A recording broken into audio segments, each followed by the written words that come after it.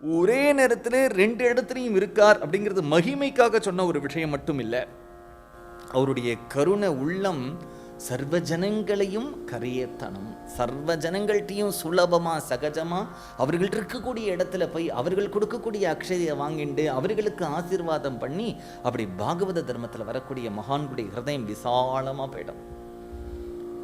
அவர்களுக்கு யாருடைய தோஷமும் யாருடைய குற்றமும் கண்கள்லே படாது. அப்படி எல்லாரையும் கிருபை பண்ணுவான். மருதோனிலே இவர் இருந்துருக்கும் பொழுது அந்த ராஜா இருக்கானே, அழகான ஒரு ராமரை தன்னுடைய பூஜைக்காக பண்ணி வச்சுக்கணும். ஹனுமார் பக்தர்னு சொன்னேன் இல்லையா? ஒரு ஆச்சரியமான ராமரை தன்னுடைய பூஜைக்காக பண்ணுறான்.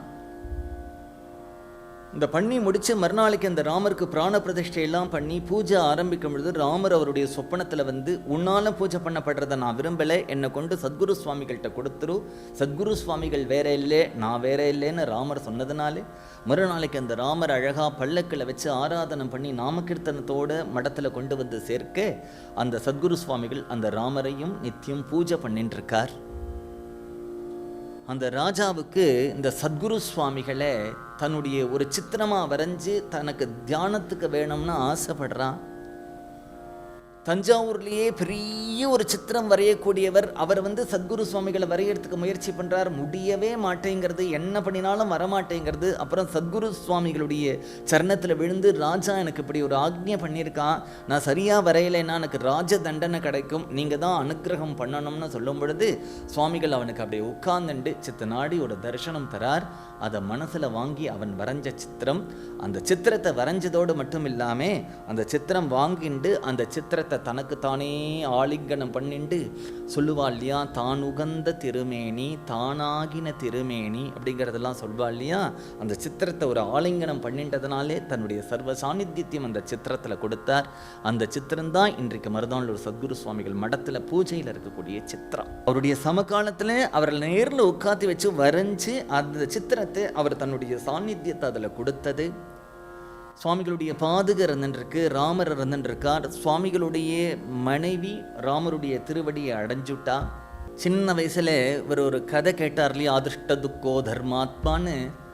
ராமர் வனவாசம் போகும் பொழுது அவ அம்மா சொல்றா, இந்த அயோத்தியிலேயே எங்கேயாவது உஞ்சிவர்த்தி எடுத்துட்டு நீ இருக்கக்கூடாதான்னு கேட்கும் பொழுது ராமர் இதுக்காக உஞ்சிவர்த்தி எடுக்கணும், நான் எடுக்கிறேன்னு ஆரம்பிச்சார் இல்லையா. இப்போ சுவாமிகள் கணக்கு பார்த்தா 14 வருஷங்கள் அவர் உஞ்சிவரத்தை எடுத்து முடியறது. கரெக்டாக ராமருடைய வனவாசமும் இதுவும் ஒன்றா முடியறது. அப்படி முடியும் பொழுது அவருக்கு ஞாபகம் வருது, தன்னுடைய சரீரத்தை முடிச்சுக்க வேண்டிய காலம் வந்துடுத்து அவதாரத்தை அப்படின்னு நினைக்கிறார். அப்பொழுது அவருக்கு 41 வயது தான். இவர் உஞ்சவர்த்தி தர்மத்தில் ஆரம்பித்து 14 வருஷங்கள் சரியாக பூர்த்தி ஆகிறது. இந்த ராமர், இந்த நாமகீர்த்தனம்ங்கிறத பஜனை சம்பிரதாயம், இதெல்லாம் யாருக்கிட்ட இந்த பொறுப்பை ஒப்படைக்கிறது, அடுத்ததை யாரை தேர்ந்தெடுக்கிறது இந்த பீடத்துக்கு. ஆனால் நாமகீர்த்தனம் பாகவதால் பஜனை சம்பிரதாயத்துக்கு ஒரு பீடம்னு உடனே அந்த பீடத்துக்கு யாரை தேர்ந்தெடுக்கிறது அப்படிங்கிறத ஒரு எண்ணம் அவருடைய மனசில் இருக்குது. ஒரு நாளைக்கு அவர் அப்படியே உட்கார்ந்துட்டு தியானம் பண்ணிட்டு இருக்கார். பாதுகை எதிர்த்தாப்புல இருக்கு. இவர் இப்படியே தியானத்தில் இருக்கும் பொழுது அவருடைய பரமபக்தர் கோதண்டராமன் ஒருத்தர், அவர் இப்படி பார்க்கிறார் சுவாமிகளை.